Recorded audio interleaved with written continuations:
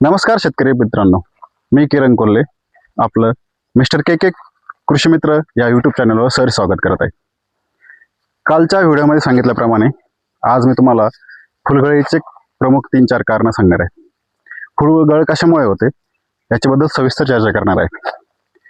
आता सर्वांचेच बाग सेटिंगच्या काळात आहे, फ्लावरिंग स्टेजला आहे आणि काही काही बागांना फुल निघते, काही काही चौक्यांमध्ये, तर काही काही आता फ्लावरिंग निघलेले पण ते ड्रॉपिंग होते.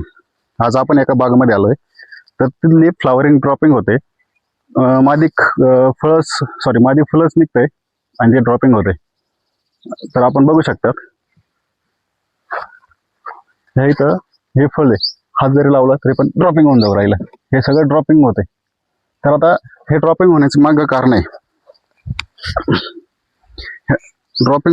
कारण आहे, आता हे जे काय झालंय, प्रीमॅच्युअर फुल उमळलं गेलंय. त्याच्यामुळे मधमाशांचं प्रमाण कमी झालं. मधमाशांचा वावर नसल्यामुळे हे फुल सेटिंग झालेलं नाही. आता मधमाशांचा वावर कमी होण्याचं कारण एकच आहे का, प्रीमॅच्युअर याच्यावाली कळी उमलल्यामुळे त्याच्यामध्ये जो परागगंध असतो, ज्यामुळे मधमाशा आकर्षित होतात, तो त्यांना भेटला नाही. त्यामुळे हे ड्रॉपिंग झालंय. तर आपण बघू शकता फुल मधमाशीमुळे ड्रॉप झाल्यानंतर कशा प्रकारे होतं. हे बघा, इथला जो आतमधला जो परागकण आहे, हा मेन ट्यूब आहे, ती जी परागीभवन करणारी ट्यूब असते, ती ही रिटर्न गेलेली आहे आणि काळी पडलेली. ह्या कारणामुळे हे प्रीमॅच्युअर आहे आणि त्याचे फुल गळ होते. आता दुसऱ्या नंबर इथं चौकीमधून फुल गळत आहे आणि ह्या चौकीच्या पाठीमागचं जो पान आहे ते पिवळं पडतंय आणि त्याच्यामुळे चौकी गळून जाते. हे बघा, हात लावल्यानंतर चौकी गळून जाते, सगळी चौकी ही गळून गेलेली आहे. याचं कारण एक आहे का, हा बुरशीमुळे फुलाचं ड्रॉपिंग झालेलं आहे. त्याच्यासाठी फुलगळ होण्याचं तिसरं कारण आहे, जे फुलाच्या पाठीमागच्या देठामधून आहे ना, भुरी वाढते, त्यामुळे पण फुलाचं ड्रॉपिंग होते. आज आपण बघू शकता, आता इथं ड्रॉपिंग झालेले हे 2 फुलं आहे.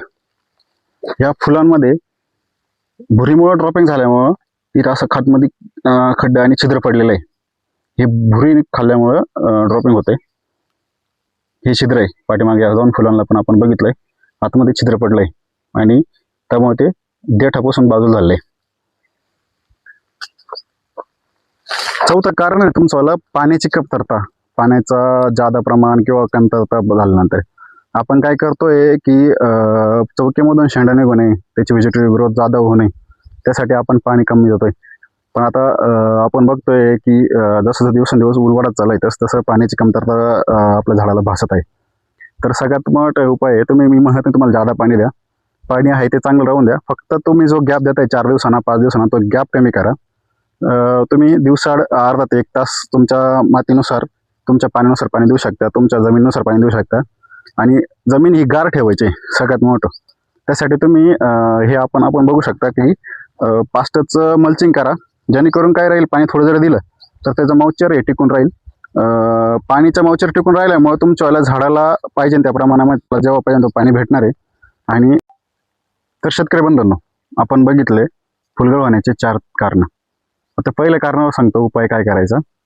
पहिलं फुलगळ होण्याचं कारण आपण बघितलं की मधमाशीमुळे ड्रॉपिंग होते. मधमाशी लवकर उपलब्ध होत नाही, त्यामुळे मधमाशी न आल्यामुळे परागीभवन होत नाही आणि ड्रॉपिंग होतं. ही ड्रॉपिंग थांबवण्यासाठी काय करणार आहे तुम्ही, तर मधमाशीच्या पेट्या आणा आणि मधमाशीच्या पेट्या आणून पण जर मधमाशी उठत नसेल तर तुम्हाला 1-2 कंपन्यांचे औषध सांगतो, त्याचा स्प्रे करा. पहिले हे यश ॲग्रो नावाची कंपनी आहे, त्या कंपनीचं परी नावाचं औषध आहे.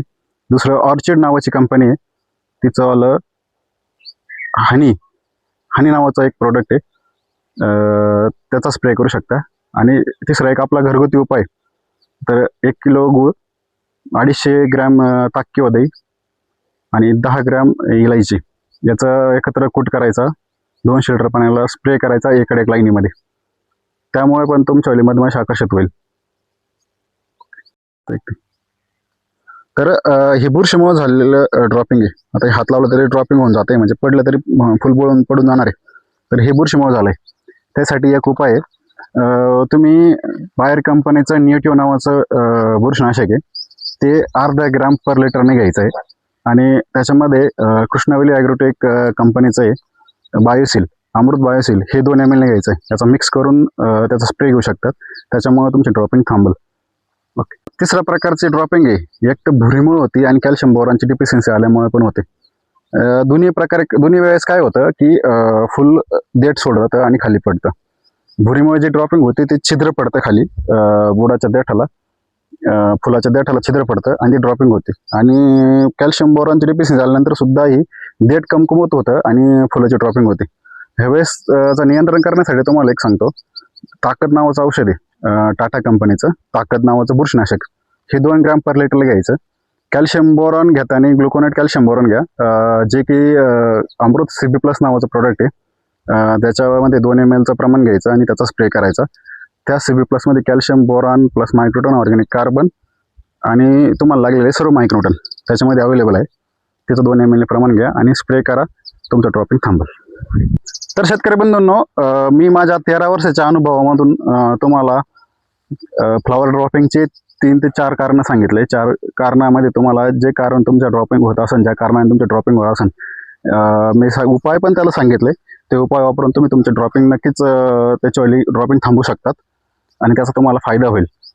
आणि अजून नवीन नवीन व्हिडिओ बघण्यासाठी तुम्ही आमच्या चॅनलला फॉलो करा, सबस्क्राईब करा आणि बेल आयकॉन दाबा, जेणेकरून तुम्हाला जे व्हिडिओ टाकतो ते सर्वप्रथम पाहायला भेटेल. दररोज नवीन नवीन व्हिडिओ मी तुम्हाला टाकणार आहे. शेअर करा. धन्यवाद.